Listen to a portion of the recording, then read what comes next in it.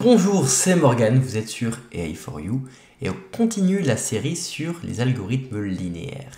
Si vous aimez cette série de vidéos, abonnez-vous, aimez la vidéo pour faire rayonner toujours plus largement ces contenus. Maintenant que vous avez toutes les connaissances théoriques sur la régression logistique, vous êtes capable d'implémenter cet algorithme from scratch en Python.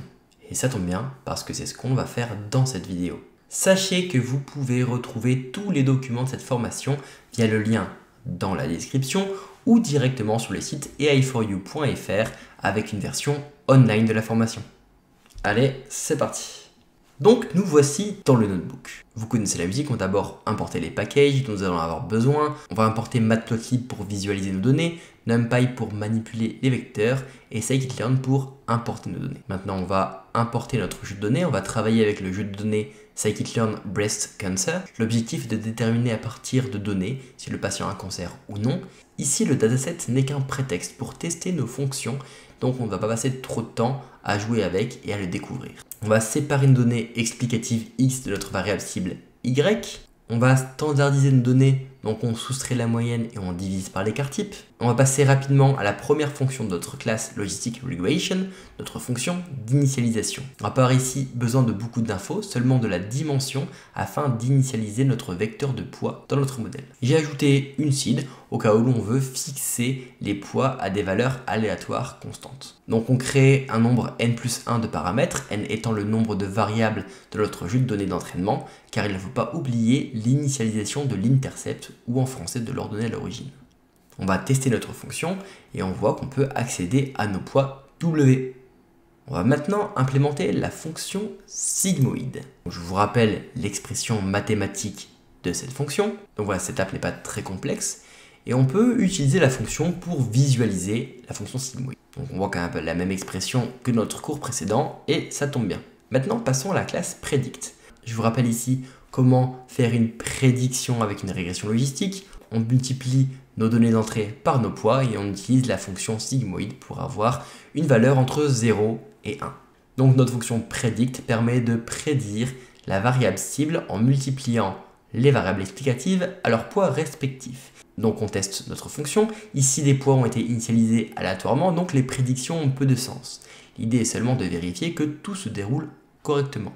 Encore une fois, pourquoi j'ai utilisé la fonction hstack pour coller une matrice de 1 à ma matrice d'entraînement? C'est parce que ma matrice de poids contient 3 paramètres, alors que ma matrice d'entraînement a seulement 2 colonnes. L'idée est de faire une multiplication matricielle entre ma matrice de poids et ma matrice d'entraînement. Donc il faut que ma matrice d'entraînement ait le même nombre de colonnes que le nombre de lignes de ma matrice de poids pour en faire une multiplication matricielle. C'est pour cela que j'ajoute une colonne de 1 à ma matrice d'entraînement.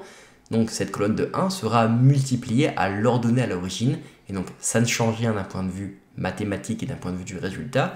C'est juste une formulation plus intéressante pour pouvoir faire une multiplication matricielle plus facilement entre notre matrice d'entraînement et notre matrice de poids. Les résultats retournés par predict sont bien entre 0 et 1, comme nous l'attendions avec l'utilisation de la fonction sigmoid.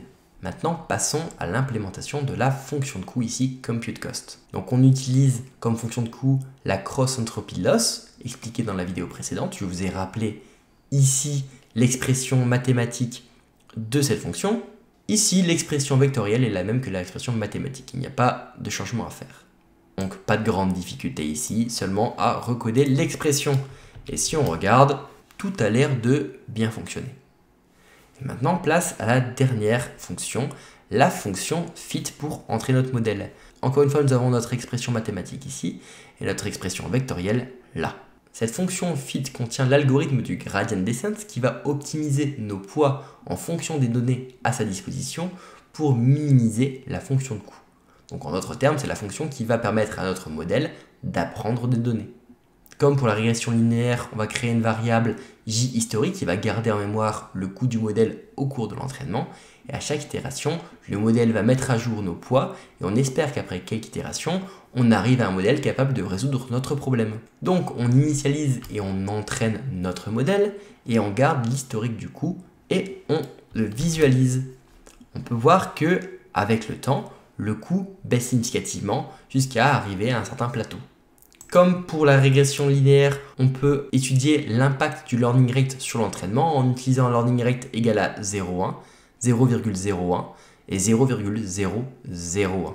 On peut voir comme attendu que notre learning rate ralentit notre entraînement et que notre modèle finit quand même par converger vers des coûts similaires. Donc, on a fini notre implémentation de la régression logistique.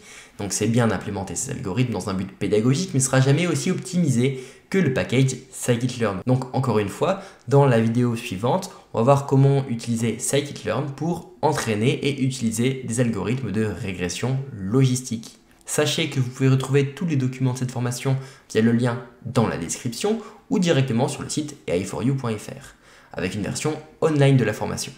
On se voit dans la prochaine vidéo où je vais vous apprendre à entraîner vos modèles de régression logistique en utilisant scikit-learn. Allez, on se voit de l'autre côté et à tout de suite pour la suite de la formation.